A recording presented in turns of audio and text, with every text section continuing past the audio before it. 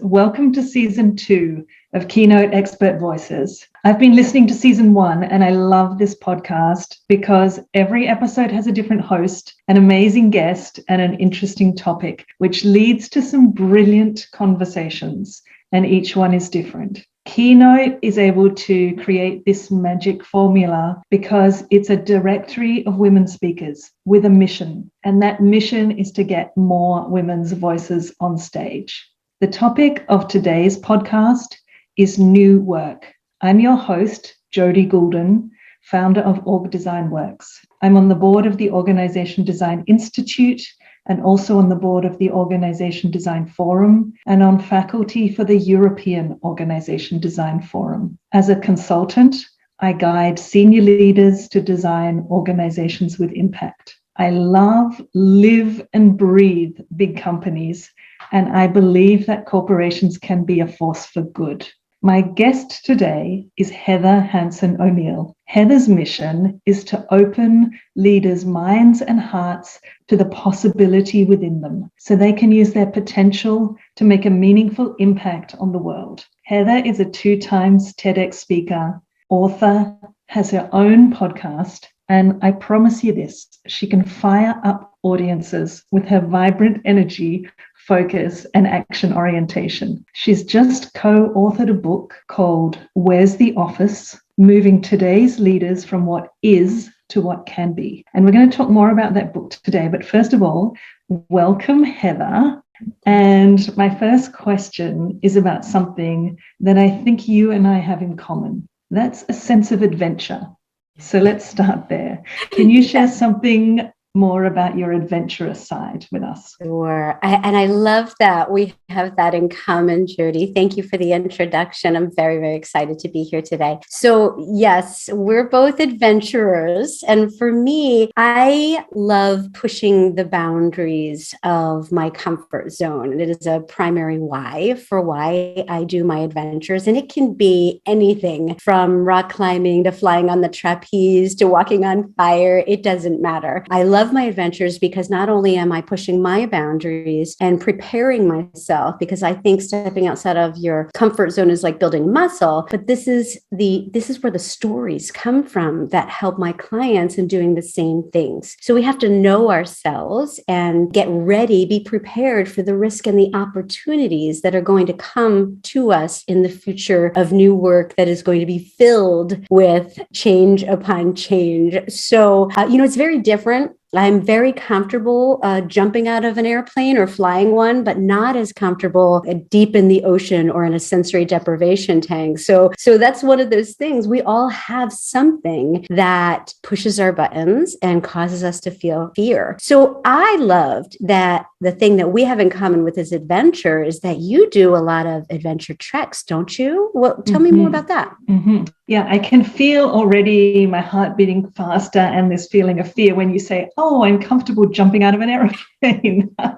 So my kind of adventure is a little bit different in a way. And you're right. So I love organizing and going on these kind of expeditions into the wilderness. And I was thinking about, a time when I went on one of those kind of trips and I visited Mongolia, and my husband and I had this plan that we'd go on an expedition and we would be sea kayaking in a lake and horse trekking through the mountains. And so we set off on this trip and we're in this most beautiful, calm, pristine lake, sea kayaking, and the sun is shining and everything is beautiful. And then suddenly, completely unexpectedly, this big storm comes through and it's raining, it's snowing, and the wind is howling. And the lake goes from being perfectly calm and glassy to this kind of whirl of brown, muddy water and waves crashing against the shore. So we pull up onto the shore and we set up our tent to wait out the storm. And we have to stay in the tent for 2 days waiting for the rain to stop. And then we come out and everything is calm and everything is okay. But we are nowhere near the rendezvous point to meet our guide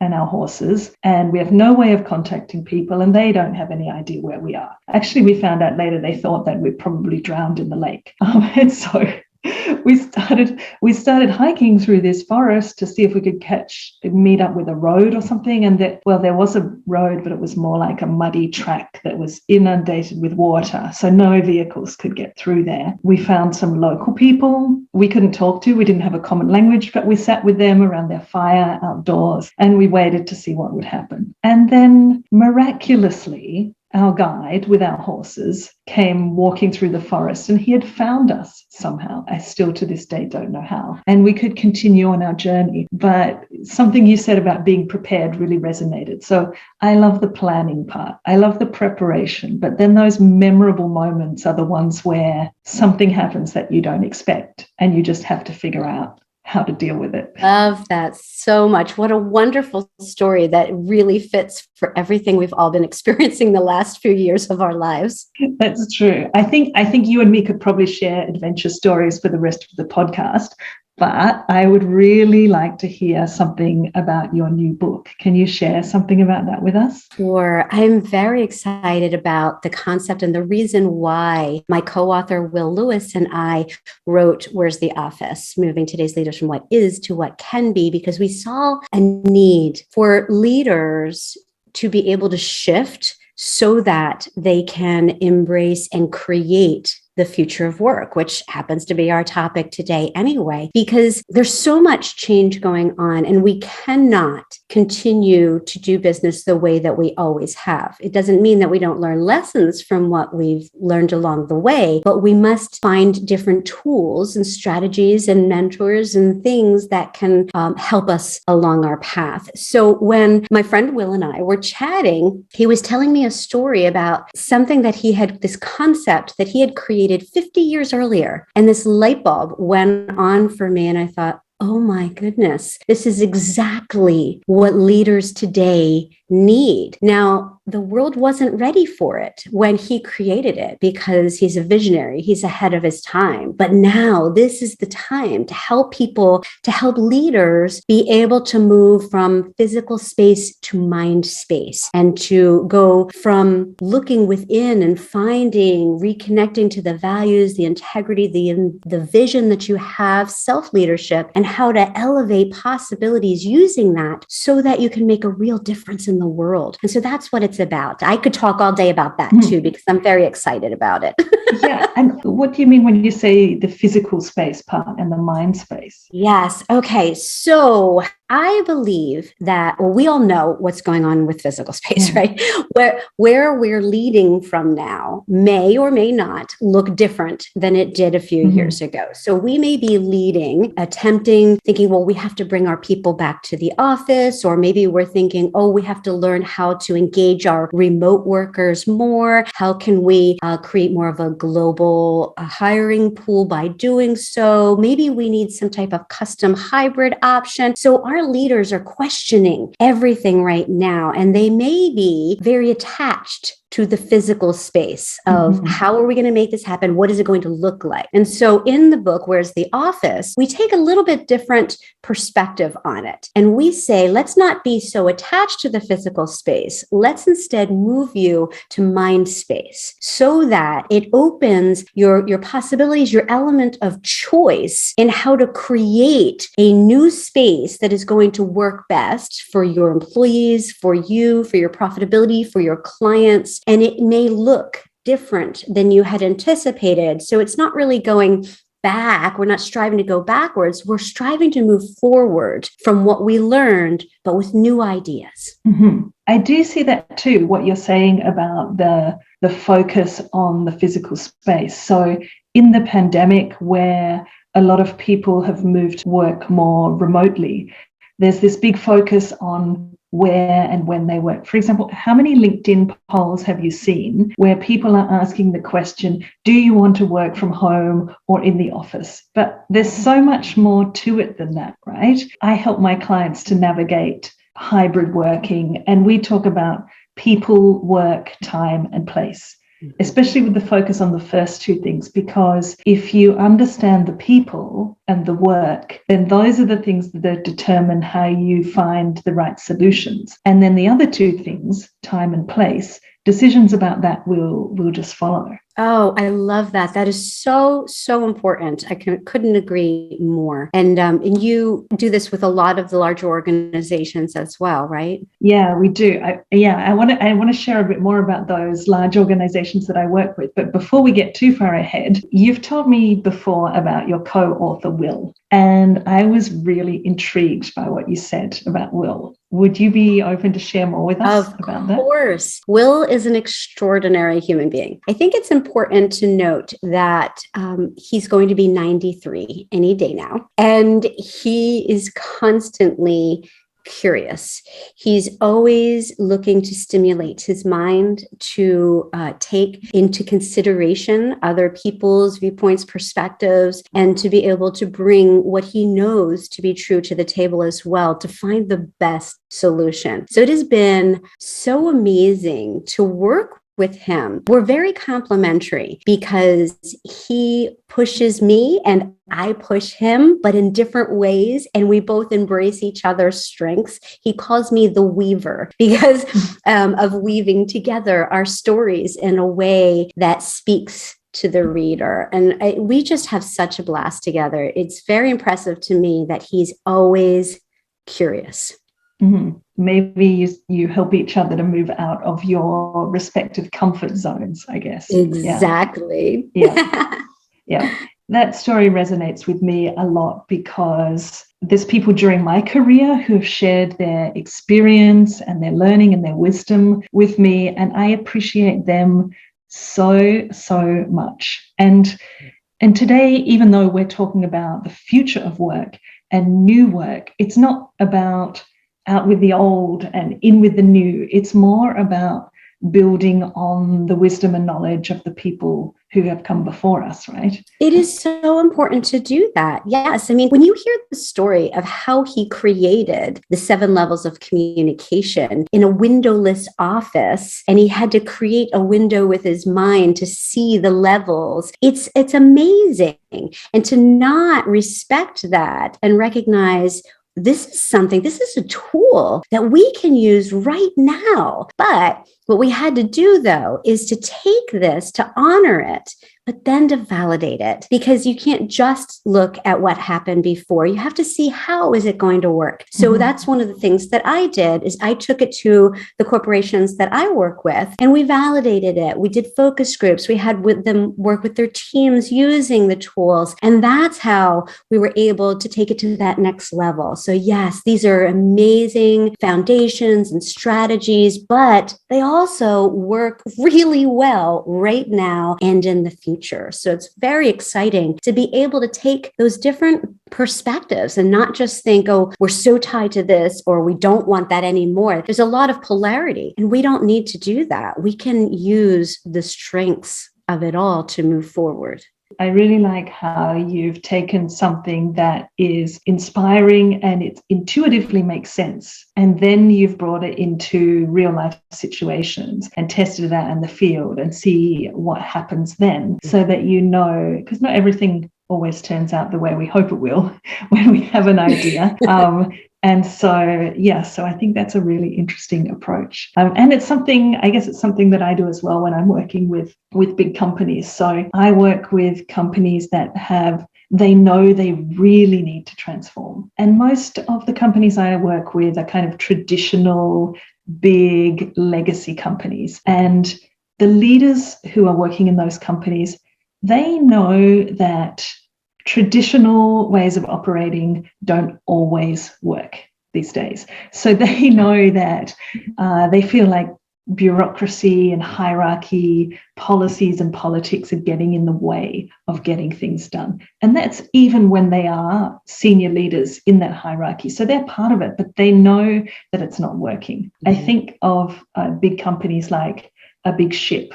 And it takes a long time to turn that big ship, not like a speedboat where you can change directions in just a moment. But if those big ships, once you do get them to turn, they're so powerful and they can go further and they can take more people and carry more cargo. So figuring out how to turn that big ship is something that I love to do when I work with leaders and help them figure out how to do that. And actually, maybe the big ship analogy is even a bit too simple, because companies are like a flotilla of boats, if you like. So there are yachts, there are speedboats, there are even sea kayaks, and some parts you can move quickly, some parts can change quickly, and some parts take more time.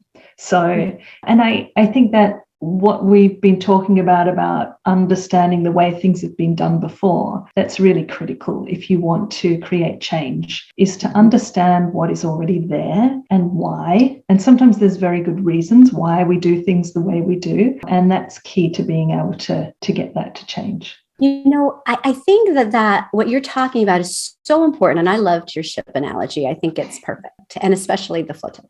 So I think that one of the things that I've been working on that really speaks to what you're talking about right now is I like to bring groups together and stimulate conversation, right? And so I will bring younger, like college students, people just starting out in a particular industry, in with people who have been doing it for 30 years. And we mix them at the tables, have a conversation, and try to solve for the problem. It's amazing what happens, because afterward, they'll all come up to me and say, well, I came here thinking this, but after the conversation, I learned this, I respect this, I never thought of that. So when we get people together and we open the conversation and we open our minds to listening to the different perspectives, that's when we can find better, bigger, more impactful solutions to the big problems that we're facing in our teams, our companies, and the world. Absolutely. I couldn't agree with that more. And that's when the magic happens, isn't it? When you create that kind of thing that is allowed to happen. And I wonder why, in some ways it's surprising when you see it happen, but in other ways it's not really surprising. So I wonder what's stopping it from happening more. I think we stop ourselves.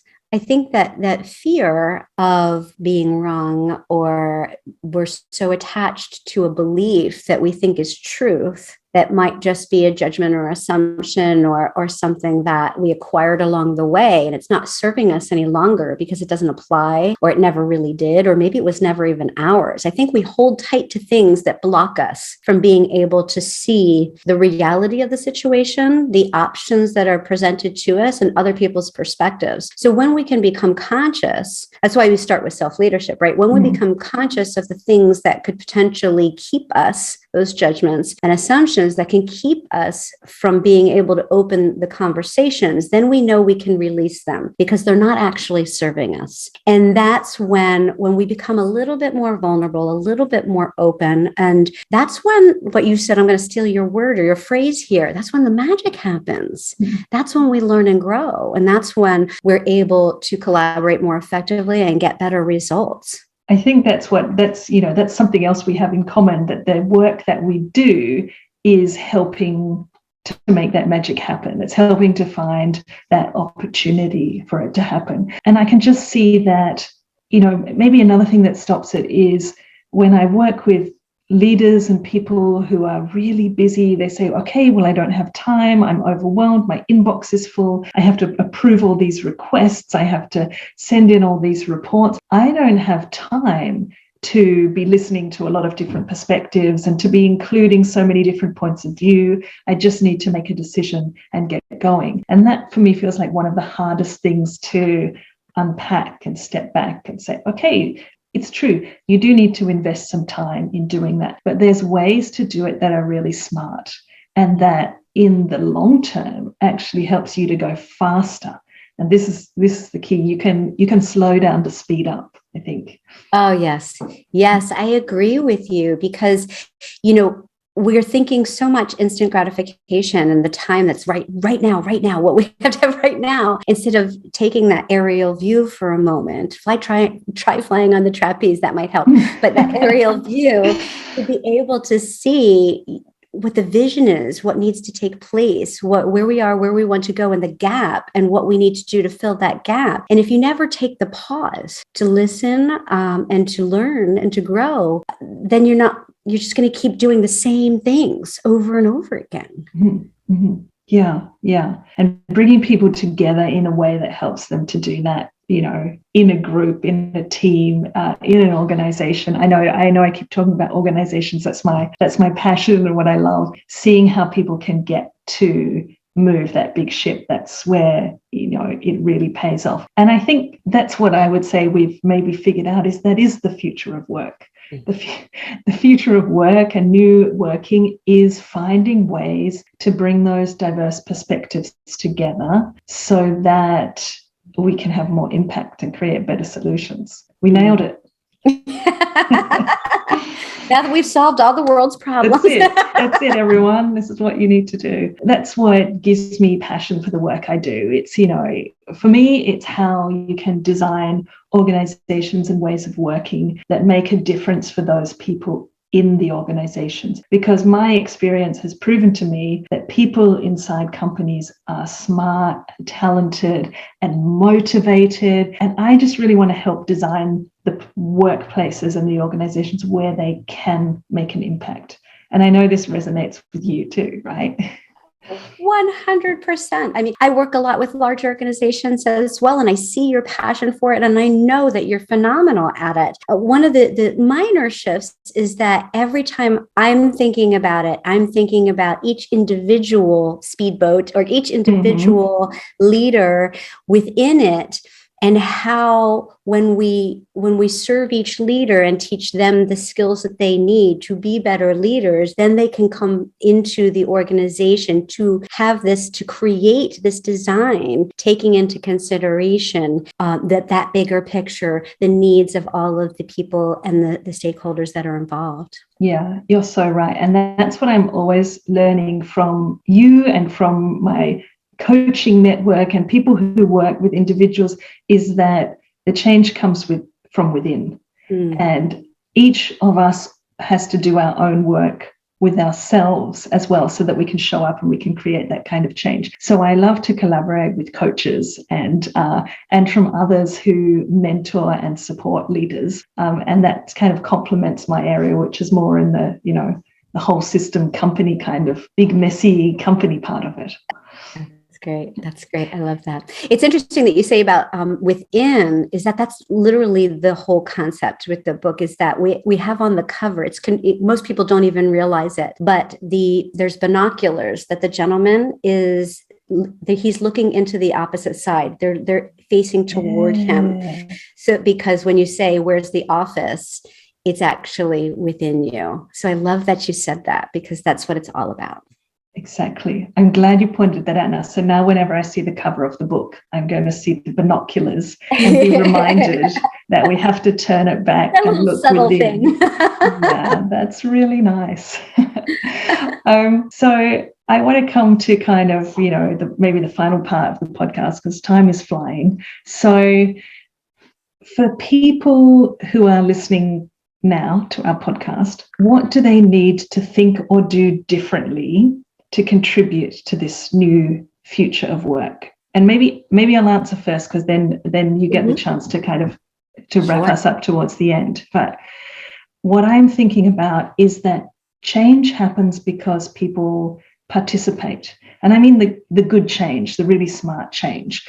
And it's not just because it's the right thing to do to invite a lot of people to participate. And not only because you want people to buy in, but because those people that you work with are brilliant. They all have their own unique experience and their own perspectives. So if you find ways to listen to people, then that kind of gold mine of insight is how you'll be able to together create better solutions. Brilliant. What would you say? I don't really have to add. Okay. I know you're going to have something. Because I can't help myself, but that was brilliant.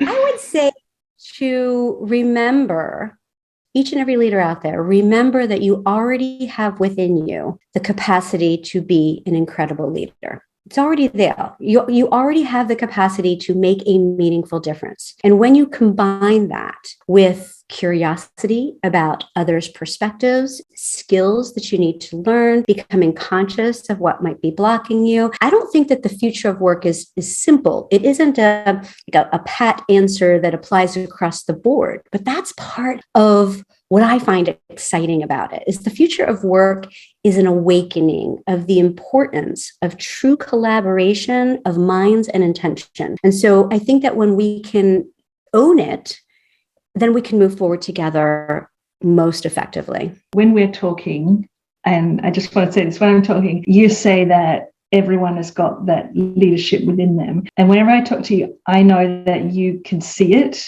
Like it's quite amazing. This is something about you I just want to share with everyone. You are always seeing that there's something within that person. And I am absolutely convinced that everyone you work with, you're helping them to find that. I think it's really amazing. And I just wanted to share that with our listeners. Maybe they can feel it too. And I'm really appreciative of Keynote, who's connected us for this podcast and all the other podcasts. I think they've been doing a great job to get these kind of things to happen. And it's yet another example of bringing different perspectives together and seeing what kind of magic will happen. So people can, I'd encourage people to listen to some of the podcasts. If you want to know more about Heather and also about me, we are part of the Women's Keynote Speaker Directory. So you'll find us on the website. And I think that makes it a great conclusion to our podcast. But Heather, I think we need to catch up again and continue our conversation, don't we? Definitely. I loved it. And thank you. And thanks to Keynote. Heather, thanks for joining. And to our audience, thanks for listening. And to Keynote, thank you for everything that you do.